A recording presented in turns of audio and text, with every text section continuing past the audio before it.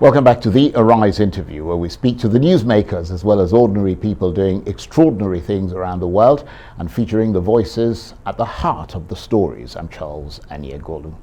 So the repats are returning. The children of Nigerian immigrants who went west are coming home to the land of their parents. They're trying to find a new niche for themselves that they say the West has failed to deliver.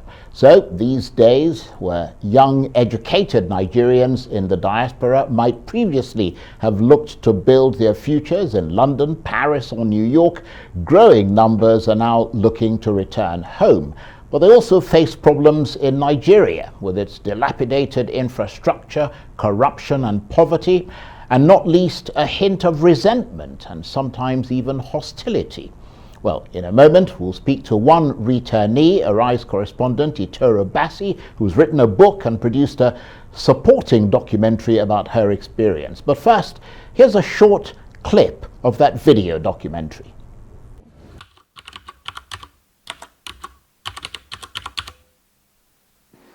All of us are scoundrels. The soldier, the general, the president, the first lady, the farmer, the architect, the husband, the wife, the pastor, the nun, the witch doctor, the westerner, the native, the butcher, the bushman, the city dweller, the brother, the daughter, the son, the father, the mother, the aunt, the uncle, the old, the young, the saint, the sinner, the virgin, the whore, down to the girl child digging in the dirt to plant a seed. That's what I gathered from surviving the touch of war. The first thing a war does is dislocate skin from bone, head from neck, and joint from finger until it moves to dislocating nations, lands, and regions. What would I know? It's not like I'm from here, not in a homegrown kind of way. I know that a war happened and it affected them somehow. So much they don't even talk about it. And now that I'm here, I see there's a lot they don't tell me. So Nigeria is one big question mark. All I can wonder is, what country did they leave us? Our parents' generation, maybe my mom's like on the younger scale of our parents' generation, right? Our parents' generation have so much trauma that is unspoken about, that isn't looked at, that they don't even have the tools to look at themselves to see like this is trauma and like, you know. And in turn, I really do believe that the womb that you're held in, and depending on the trauma of the womb that you're held in, you carry on those traumas as well, right? So I think as a generation, we've carried our parents' past traumas on, and we now have the tools and the capabilities to work through it, and we're working through it. We can't just be a trauma-filled people for the rest of our lives. Like, we have so much trauma. Do you feel that? How do you feel about, like, do you feel a connection to your ancestors since being here? In a way, yes. In a way, there's a lot that I've had to learn on my own, similar through friends, through different connections, through just having that courage to go out on my own, because my family back in the States would never have allowed it. And they certainly never thought I would survive. I don't think so. The fact that I've been out here now for 2 years, I think is a big surprise. There was no reason for me to be here. I was born over there, raised over there, taught the American dream. The American dream. You know, the Western dream is everything. I don't know, I felt a fundamental loss. And maybe that was where the ancestry was coming in. I felt like I didn't quite know myself in the way I needed to know myself. And I mean, you're in the UK, so I'm sure you experienced some things, but in America, you know, the racism is so thick. It's like you literally can't breathe outside of it. I think a lot of people who have left this country and haven't been back for ages, you need to humble yourself. You need to humble yourself. You thought that you were going to leave. you took with you a great mind. You took with you your capabilities. You went to America, you opened up multiple businesses. You went to UK, you opened up multiple businesses. You became a medical doctor. You became the best in your field. But then you came back to Nigeria and you thought that you thought that we would have progressed. Are you okay? Are you even hearing what you're saying? Your intellectual property is elsewhere, and you're thinking that your country will progress.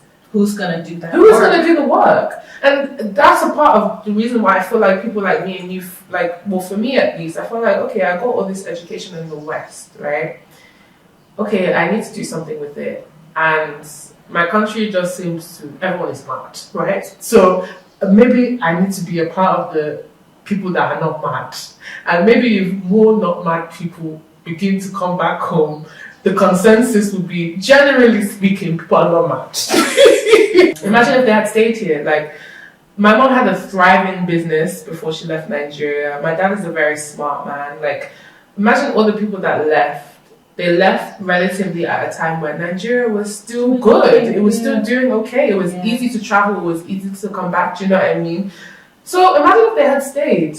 Maybe we would have been in a more progressed state. But I think it's very rude and a slap on the face to think that, oh, you people that were there since the inception of our independence, what you expect me, that's 27, to have what? What do you expect us to do? We just got here and everything's messed up. And you guys won't tell us why everything is messed up. So how do we get to the root of the problem? So then is this a fair question to ask? Because I feel part of living in Nigeria is asking really questions that I never would have thought to ask being in the West. Did our parents leave us? Is what our parents left us with fair? No. Really fascinating stuff, and it just shows how rich this country is and diverse it is with all these different experiences. And American Nigerian Arise correspondent Itoro Bassey, who's written a book called Faith and produced that documentary you just saw a clip of about her experiences returning to Nigeria, joins me now from our studios in Lagos. Itoro, thank you very much indeed for joining us. A really interesting documentary there, and congratulations for taking the time to do it, because I mean it's important to enlighten people and for other Nigerians to share in that very unique experience. But let me start by asking you, what would you say is the main reason why the children of Nigerian immigrants who were born and brought up in the West are returning to the land of their parents? And you can answer that question from your own perspective, if you like. Sure. Thanks again for having me on the show. I'm glad I get to talk about this. I think one of the main reasons why people are coming back, and one of the main reasons why I came back, was because I was in a search to know. You know, like I had said before, I was born and raised in the United States. So there were a lot of things my parents didn't talk to me about and that I had no way of knowing, being in a very lily white neighborhood. You know, like I say, I was the only African on the block. So it was really a quest to just know more about who I am, exactly what my parents left that they can't communicate or don't necessarily have time to communicate because they're trying to assimilate into a new culture. So then there's this whole thing too of time, of not having the time all the time to tell your children what's going on, because you're in a place that can be at times very hostile to you and you're just trying to succeed. And for many of us, we have that pressure of the American dream, the Western dream, and just trying to make it. So sometimes we find ourselves running a wheel that we can't get off. So I think for me, I just wanted to get off the wheel. Yeah, that's an interesting answer, and it's been said, Itoro, that some of these returnees are finding opportunities here in Nigeria that the West failed to deliver to them. Is that what you found or not? In many ways, yes. I think, you know, on an emotional level, because it's very true, a lot of us leave because we just can't deal with it mentally and, you know, with all of the things that you can deal with. But coming back, I just had such a level of peace that I never had before. And it was nice to finally not be in the minority, which is something that we experience, especially as we move up higher, depending where we are in our fields. And then just another piece of it too was coming back as well. We just could run faster, if that makes any sense. There's so much to do in Nigeria, so people need us, and we have a place and we have a purpose. Whereas in the West, at times you're fighting just to get through the glass ceiling and just to be considered. Yes, that's a very good point. And would you say the returnees coming back to Nigeria are a trickle or a flood at the moment? I would say it's becoming more of a flood, especially with the more people I talk to. There's been so much happening over the past few years as well to awaken many of us to return home and to consider that, we are enough as a people, as a nation, that we don't always have to look to the West to give us everything, that the grass isn't always greener on the other side. So I always speak to friends from abroad, both Nigerian Americans and also just Black Americans, who are like, so what's it like? And maybe I will make that jump to figure out where my homeland is, my ancestral homeland, but a place where I can actually build a future for myself and for the legacies, the generations to come. Absolutely. And if their return was to turn into a flood, and they come back in much larger numbers, do you think that with their exposure and first world experience, they could really help Nigeria to grow? I think that's a conversation, because I do see a flood coming, actually. And that's what, in the documentary, Alex and I were talking about, the humility that's needed when you return. You just can't expect to think that you're going to rule. And I think that's the humbling we have to do coming from the West. What is there to learn? What did I miss? What do I need to reconsider? Even with myself, I had such culture shock coming back, actually. And there was a lot that I had to learn, a lot of conversations I had to have. In fact, I'll tell a quick story. There was this woman who I was working with. She was born and raised in Nigeria, and if she wanted to, she could have left, but she said, I never did, because I just so loved my country and I wanted to be here. And she was like, I was worried when you were coming in, because we were working together. She was like, I was really worried that you would come in and think you knew everything. And to see the fact that you trusted my leadership, that you asked me questions, that you cared about making the team excellent instead of making yourself excellent, spoke loads. So I think also when we come back, we have to realize that people have their notions of the West and also how we embody the West. So coming back and asking those questions, seeing your work, where your work is to do, and doing it with sincerity is important.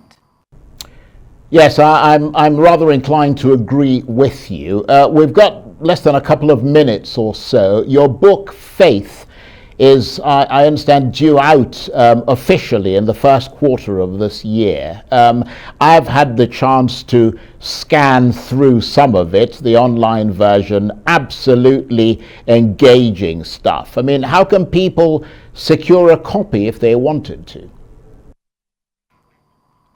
Sure, they can go online on Malarkey Books.